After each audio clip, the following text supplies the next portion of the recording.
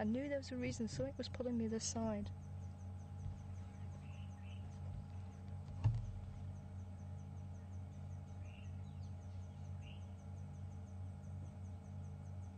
Oh, it's still so exciting when you find a leopard head. So close, wow. Yeah, that's him being right next to the road.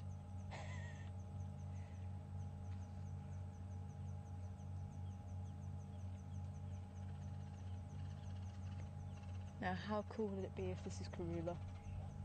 That would be something else. I don't think it is. We might have to wait until whoever is snoozing will lift up the head.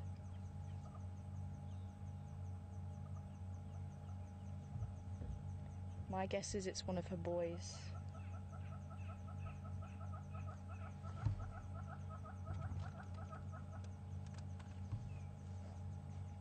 Ingwe close to Chelapan.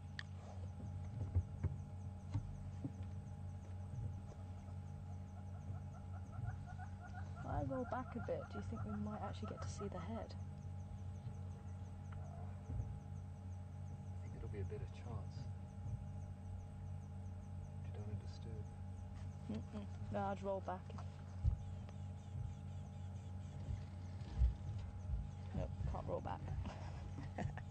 Looks fast asleep.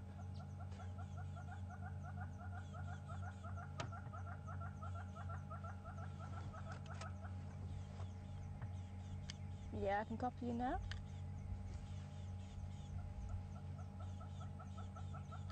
Yeah, it's an Ingwe at the pan close to Chelapan.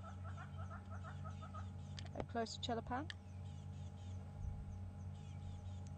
A Chelapan.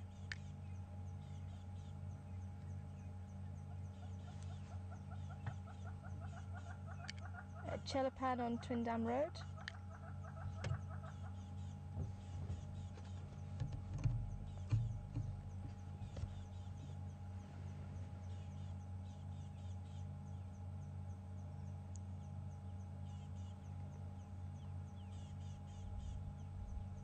And this is actually a really nice shady spot.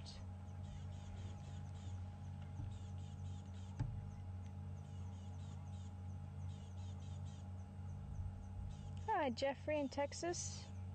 Just wanting to know if I ever been back to the UK to visit. Yes, I have. I usually go home once a year. I always seem to manage to go home in winter. I have this romantic idea of fireplaces and being nice and cosy and drinking hot chocolate at night, and I keep forgetting you have to go out in the cold. I always forget about that bit. And certainly at the moment with my PhD I'm visiting a little bit more regularly just to try and have some time at the university so I can actually write and carry on with my thesis, all to do with the leopards over in an area that falls outside formerly protected areas. And believe me, you very rarely get to see leopards like this because they are persecuted in that area, so they've learnt to stay well away from people. That's why I rely on camera traps, but it is something else just seeing them like this. But they don't need to worry. They don't have anything to worry about from humans. And you can see it makes a huge difference because they don't care about the vehicles. Say we're just driving along, didn't even put its head up. It's obviously listening to me talking, but they know that we're not a threat to them. They know that they can stay snoozing, they can do whatever they want and just live out their life. This is something that did actually amaze me when I first came to the sands, because as a child I always had this impression that leopards were always going to be sitting in trees and they'd only come down to drink or to feed, but they actually spend a lot of time on the ground and an amazing amount of time snoozing on the ground. And I really do think that they go into the trees if they have to, but they prefer to actually stretch out on the ground. But further north in Kenya, Tanzania way, they do have a lot of the tsetse flies and the biting flies, And it could be that where all the documentaries were filmed, that was going on, and that's why the leopards were sitting in the trees so much, to get away from that biting insect layer.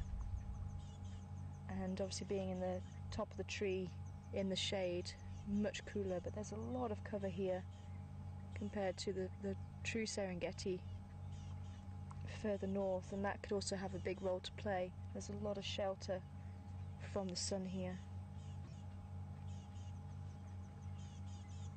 As I say, the sun is starting to sink, so it shouldn't be too long before whoever it is actually waking up. The belly looks like they have had some form of a meal, but only small. Hello. Just noticed we're here. Yeah.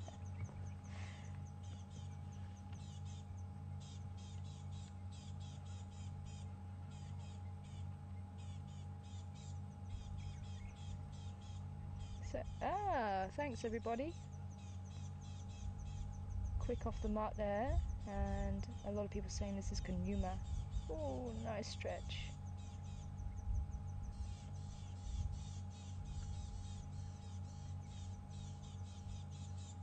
And he's also got those pale eyes like his father. Apparently Kunyuma has hearts on the right leg. I missed that. And apparently he's not a great lover of vehicles, but he is starting to relax around them, and you can see, yeah, not too fazed by us being here. There was a little bit of a, hey, what you doing? But obviously settled down again. He's showing us his belly, so that says to me that cat is very relaxed and is not seeing us as a threat at all.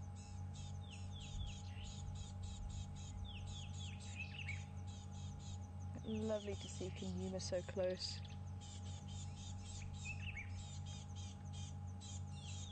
And you can hear the birds giving the alarm call very close by.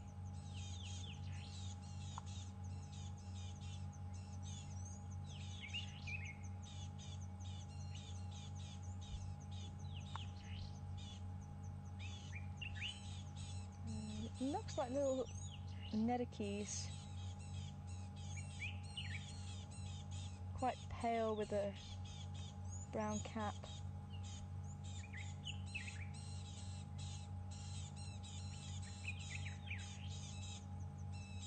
He's actually come a little bit closer. He's right on top of the bush if you want to try and get him now.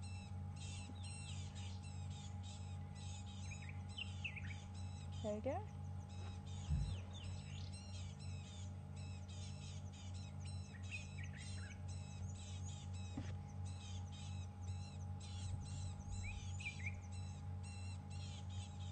Hi Sulina, great to hear you're on board. I hope you and the family are well. And Sulina wanting to know, aren't they more exposed when they're sleeping on the ground? And they are, Sulina, especially out in the open like this. But you can see he's twitching his ears. That's what makes me think he knew we were here. He would have heard us coming, because even when they're in the deepest sleep, they still hear any particular noise that could be a threat. So you can see that ear twitching every so often, and obviously the nose as well if they catch that scent.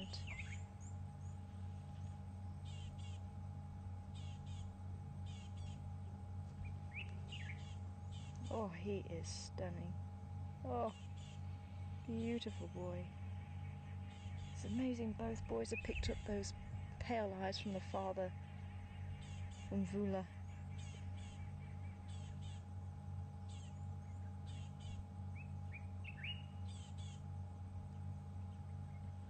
And look at the size of those paws. Oh, wow.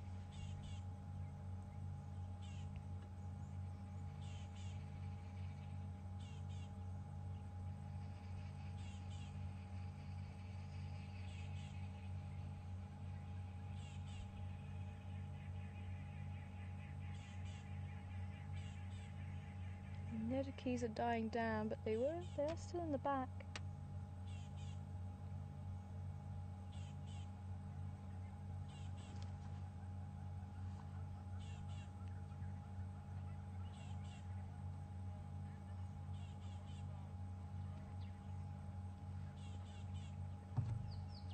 Hi Tim, welcome back on board from Arkansas. And Tim would like to know if they are vulnerable to hyenas on the ground, and yes they are. But funny thing is, if there's no meat around, there doesn't seem to be as much rivalry. And we have seen the older brother of this little boy, Kunyuma, Mishu. He was sitting on a log, about the same age as what Kunyuma is now, coming up for 2 years old. He was sitting on a log, and a hyena came strolling around the corner. It might have even been Floppy Ear, which was the matriarch of the clan at the time. And she came right up to him, and I thought, oh, here comes trouble. And they were almost nose to nose. They're probably only separated by about a metre or so. And they both just looked at each other. And she turned and walked off, and he carried on sitting on the log.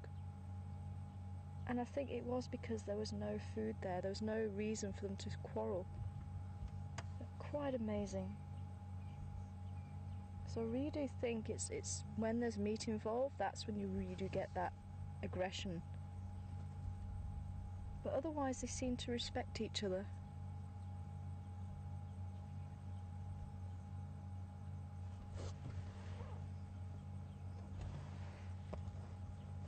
Air from, come in.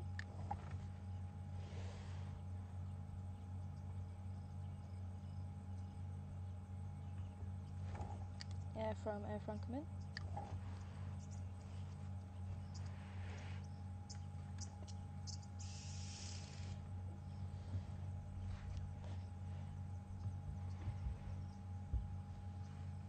As I say, judging by his belly, he has had something to eat.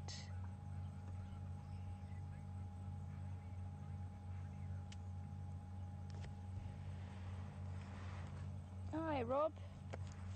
Rob saying that he thought the bird in the bush was a tawny flanked prinia, and the pale body and the dark cap is the giveaway for the Nediki. They are closely related though.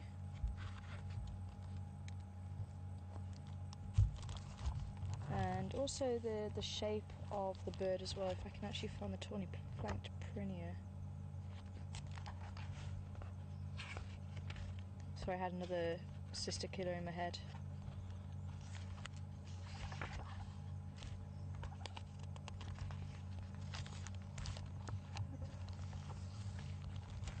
So this is the Nediki here.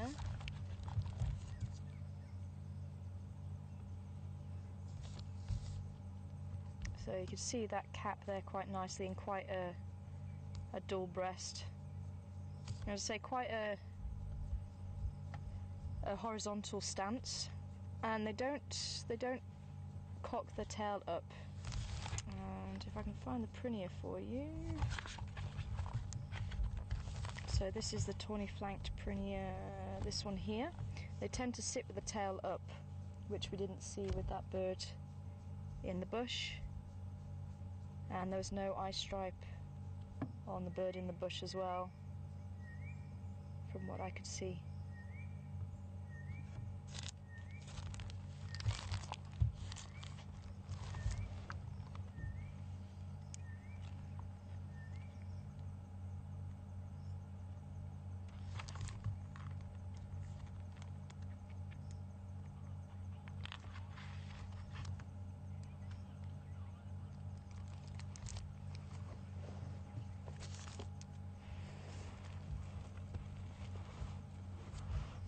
And yeah, a few people asking about the drives, and just remember I'm just filling in for Mark.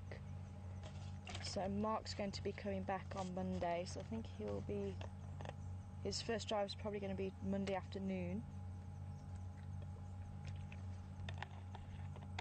So he'll be taking you on safari.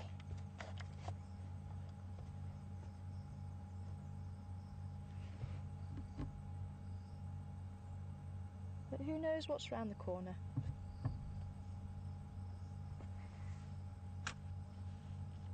They're a beautiful boy.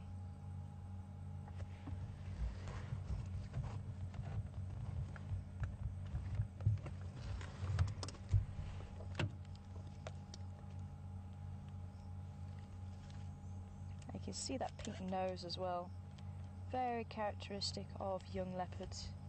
And as they get older, the nose starts fading to a black colour. And we noticed Karula's went about 6 years old. It started getting very dark, and the same with the lines as well. You can see the old lines, very black nose. Karula is now 11 years old, having had 5 litters. So Kunyuma is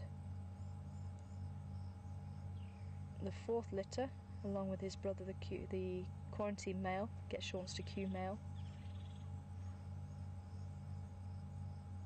And they really are just beautiful cats, and just they're in such tip-top condition, they really are. And obviously she's taught them well once again. She is quite an amazing cat. She's managed to rear 4 litters through to adulthood. Unfortunately, we don't know what happened to her last daughter, Shavinzi. Once she got to about a year old, she disappeared. But they can be independent by 1 year old. And certainly around my way, we seem to see the leopards dispersing about a year and a half old. Whereas here in the sands, they tend to be closer to 2 years before they start deciding to leave the mother's territory. But they certainly seem to become independent about a year and a half-ish as well. And as I say, Karula actually has had her 5th litter while the 2 boys are utilising her territory. And it could be, and I do remember her doing this with Misha and Induna. She would go to the extremities of her territory, and she was seen in the south close to, I think she was actually on Chitwa Chitwa. I thought she was on Cheetah Plains, but I think it was Chitwa Chitwa, which is just the next property down on the southern side, which would be the extremity of her area. And I've never known her to push that far south before, but it could be because the boys are utilising this area.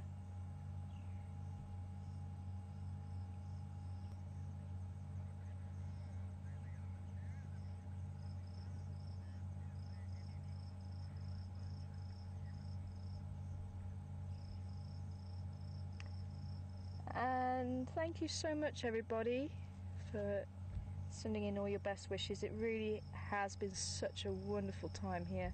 But as I say, we've still got a few more drives yet before Monday, so don't panic. I'm not going anywhere just yet. I'm not sure if we're going to be able to do a fireside chat. I think Mark's only coming back on Monday, and unfortunately my research does call me back.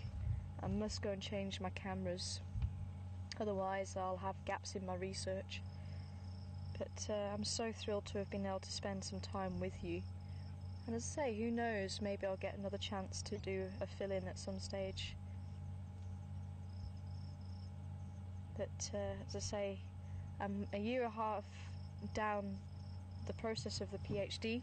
I managed to pass my upgrade, so I am on a full PhD, and I've got another year and a half at least to go. So that's definitely worth pursuing and making sure that I finish that and get that information out there into the rest of the world about the leopards that I'm studying. Because as we've said on numerous occasions now over these drives, oh, look at this. I wonder what he's dreaming about. But what is true for animals in one area, there'll be similarities and differences for the same species in a different area, because there's so many different factors that will affect them.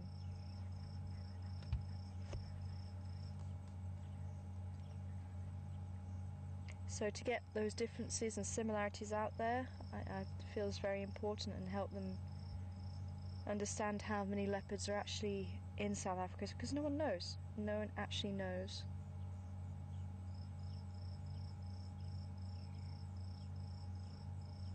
I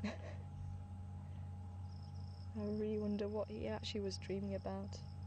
But Ramar wondering how often they need to eat to stay alive. And it really depends on what they have just eaten.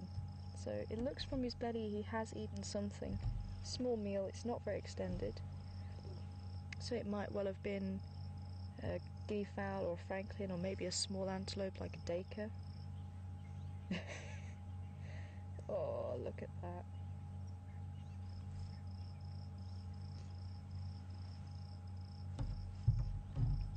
But if they've eaten that kind of animal, then they probably will need to hunt for the next day or the day after. It won't last him too long. But if he's hunted something like an impala, then that can last maybe 4 or 5 days. And leopards are amazing creatures. They really are powerhouses of note. They have been known to take out 3-meter crocodiles. I've seen pictures of leopards sitting in a tree with half a juvenile or sub-adult giraffe. It was quite a lot larger than a juvenile. Now, whether they actually killed the sub-adult giraffe, I'm not sure. But there is a possibility when the giraffes actually put their heads down to drink, they are extremely vulnerable, and if there was that opportunity, the leopard might have taken it, grabbed hold of the neck and stopped the giraffe from actually putting its head up. It could have been as easy as that.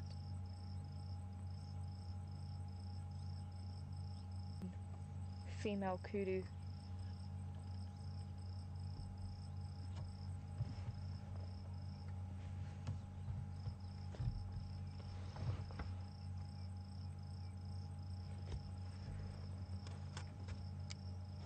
Good afternoon, Ephraim. I've got an ingwe between Twin Downs and Twin Downs Road at Chelapan.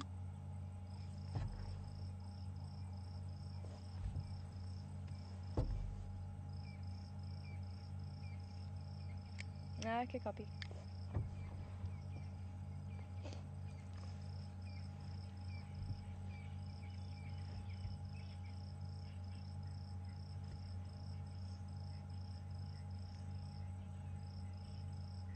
Now, I'm always willing just to stay that bit longer with leopards and other cats, just because eventually they'll do something.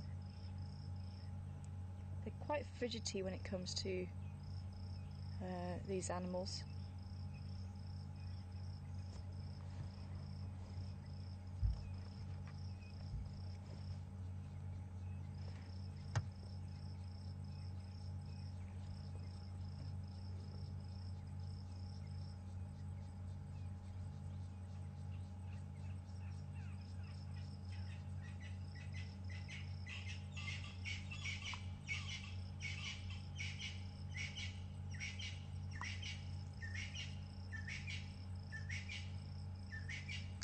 I copied that, thank you. Now that's a dilemma.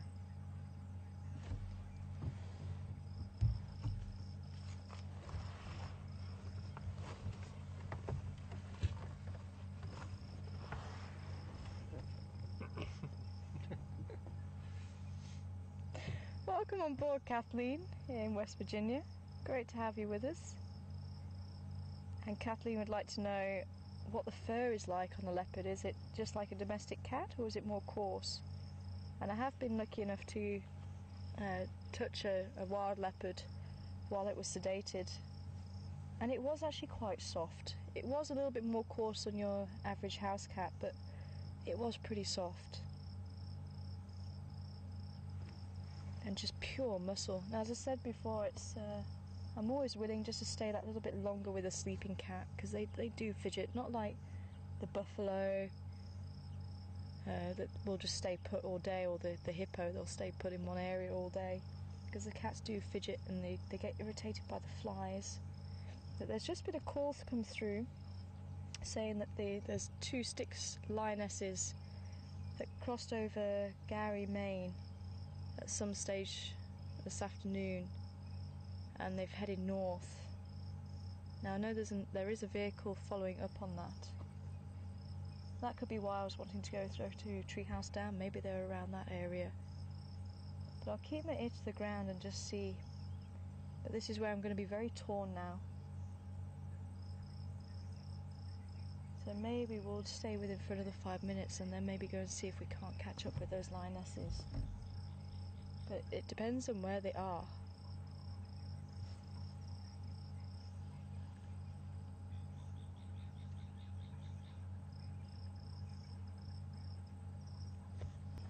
does depend on what time. Oh, sorry little one, I'll try not to do that.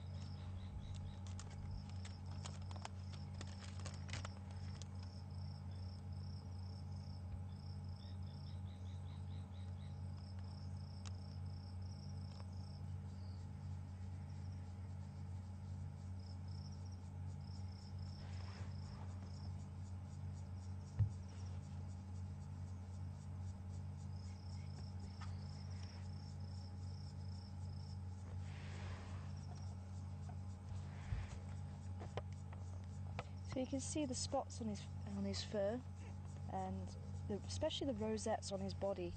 The spots are around the chin and around the face, but those spots are all unique to the leopard. And as I said before about the face, a lot of people recognise Kunyuma because of the spot pattern, and on his right leg there's the heart patterns, so I have to remember that one.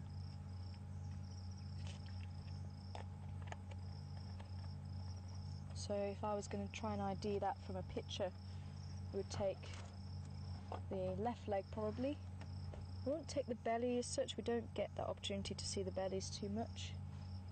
But certainly the collar and the shoulder area, we would try and match that up, just to confirm that it is who we think it is.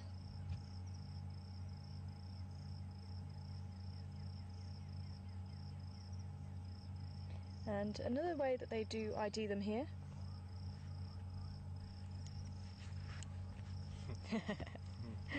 a lot of people asking to try and look for the lion tomorrow. I think that's definitely going to be the case. Hopefully the lions do stick around on the property.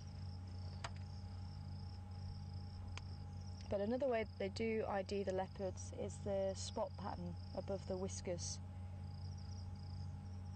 But I always have to laugh at myself because you have to use binoculars to see what's going on there, rather than just looking at the actual facial features.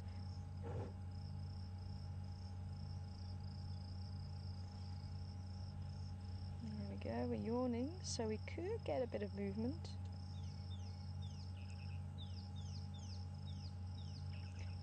Now the yawning can also help the cat to increase the amount of oxygen going into its body. So quite often the cat will yawn 2 or 3 times and then stand up. Sometimes they'll yawn, lie back down for a bit, and then they'll stand up.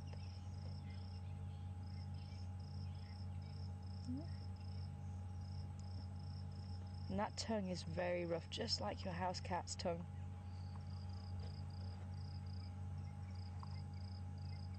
Got a bit of an itch there. But that tongue is very rough.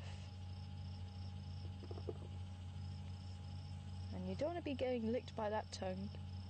Take the top layer of your skin off for sure. And obviously that's going to help them when they feed on meat. You quite often see lions and leopards and cheetah licking their meat, and that's to actually help loosen the flesh from the bone.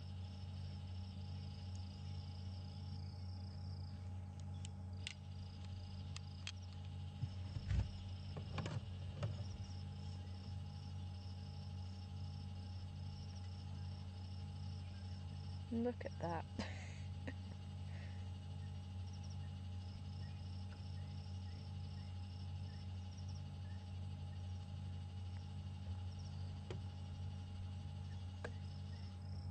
Oh, magic. How can you not love Africa?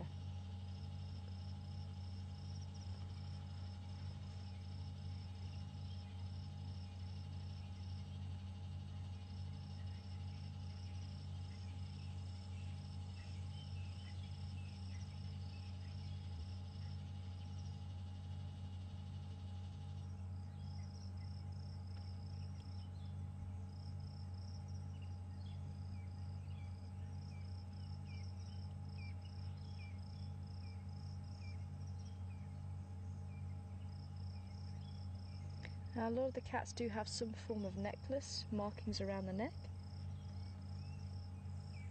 Oh, there you go. How many times have you seen your house cat do that?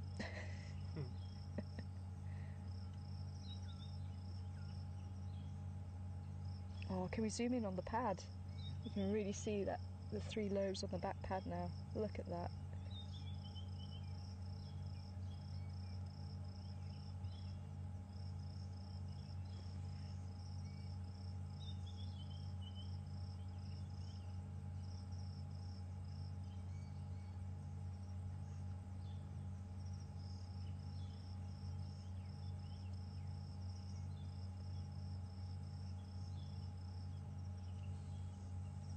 As I say, the necklace can be bold markings, it can be continuous stripes, it can be spots.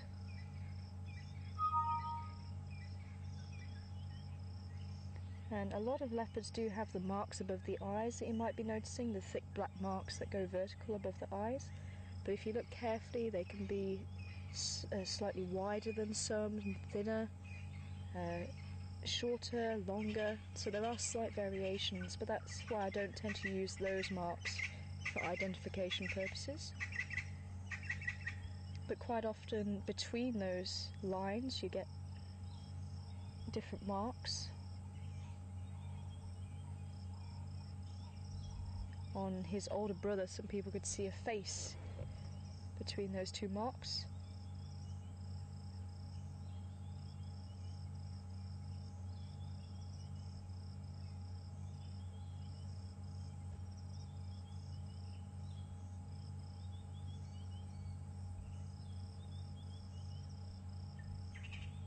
And just like a typical cat, they do not like to be dirty.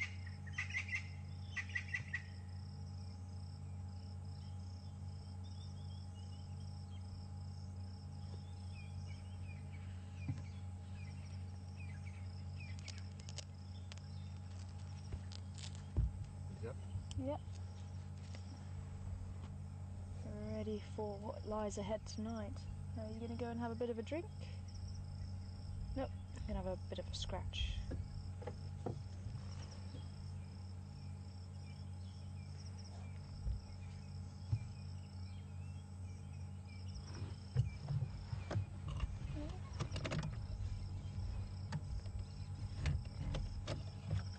And just keep an eye on it.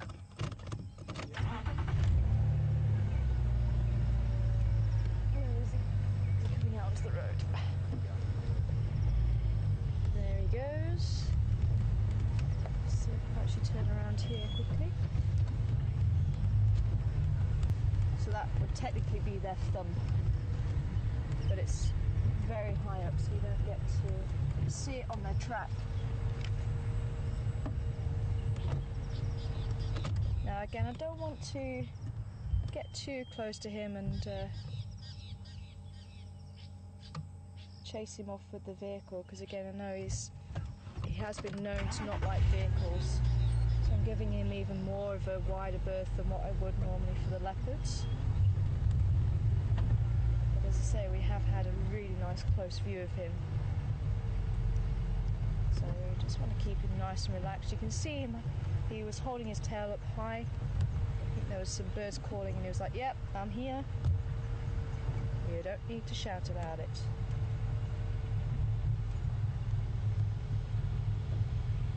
He's going to start looking out for the next meal by the looks of it. Oh, there was a bit of lightning up ahead. There's a storm cloud building. You can see that tail twitching just like your house cat does when he gets excited. And it's quite funny when they're cubs, they kind of forget about it and they actually hold the tail up really high and wave the tail around and the animal can see. So realise that there is a cat there. Very funny.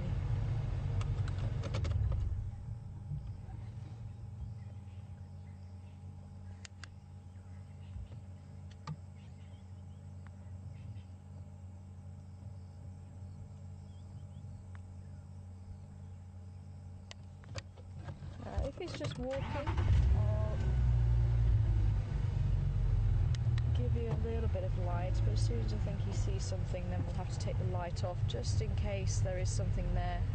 You don't want to give whatever's there an unfair advantage. You can see it's still a little bit light on your screen.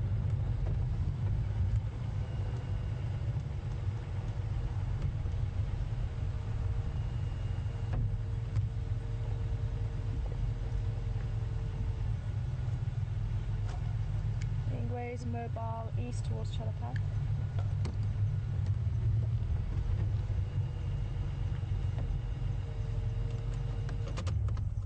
You can see the white on the back of the ears really stands out, and that's why they do have them on the ears, so that they can use those ears to convey how they're feeling, whether they're being aggressive or friendly, so other cats can see clearly.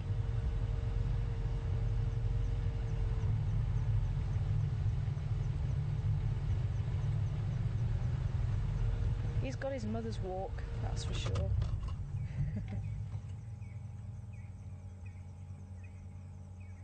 we go, having a sniff around. Now what we saw with his brother, the quarantine male, he was going through the motions of scent marking, and I could smell a little bit of the popcorn smell, which is what leopard scent marking actually smells like. But it was a lot fainter than what it should have been for a cat that had just scent marked, and I think he was going through the motions, but maybe something wasn't coming out, and he was actually scent marking over somebody else's scent mark, which is what I was smelling. And that could be why Andrew couldn't smell it as well. Something's really bothering him.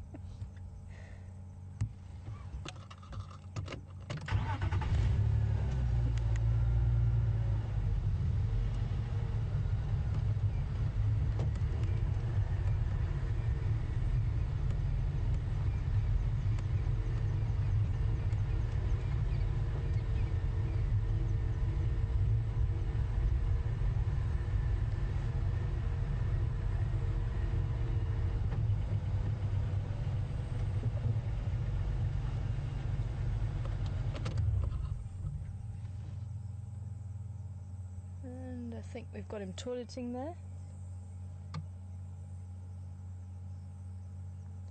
Interesting, his brother went just off the road, and he kept going just off the road, and that's a way that leopards will actually scent mark, and it'll be a visual as well.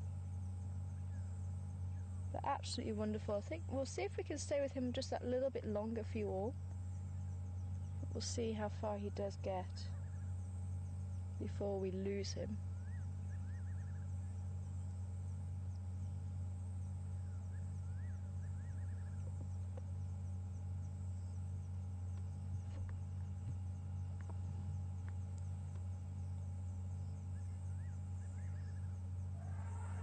Oh, elephants not being very happy either.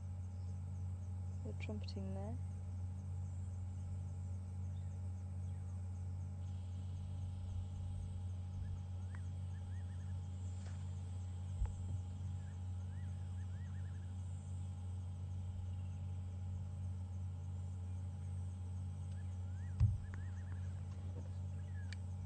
Yeah, if we're good to continue for a bit. If we're good to continue for a bit, that'd be great.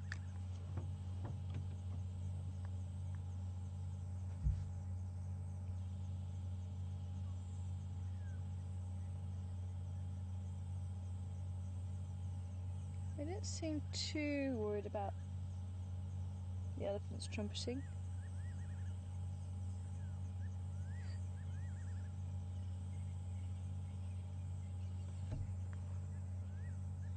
So we'll stay with him just that little bit longer for you, to see what he gets up to. And maybe we'll be lucky enough to hear lions calling. But if he is going to head straight, which I think he might do, into that thick bush, unfortunately we're not going to be able to follow him. Well, you can see I'm being very careful not to shine the light into his face so it blinds him.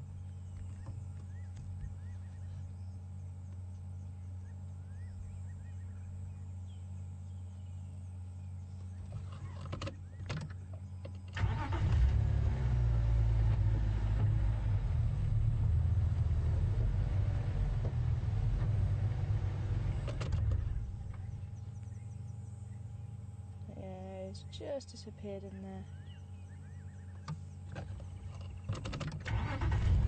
Just go around the tree here. We might just see another view of him as he leaves.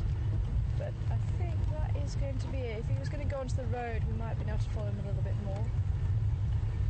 There he is.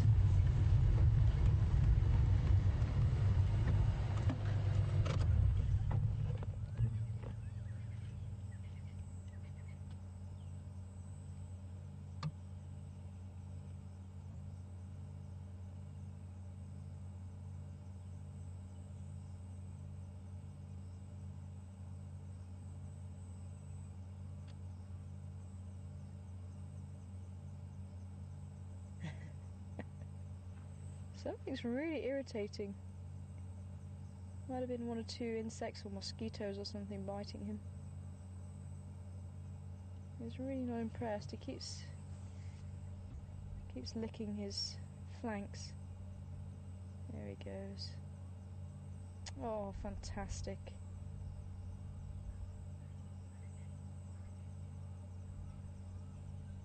Yeah, I think he's going to go straight into that bush there. I say very, very thick there.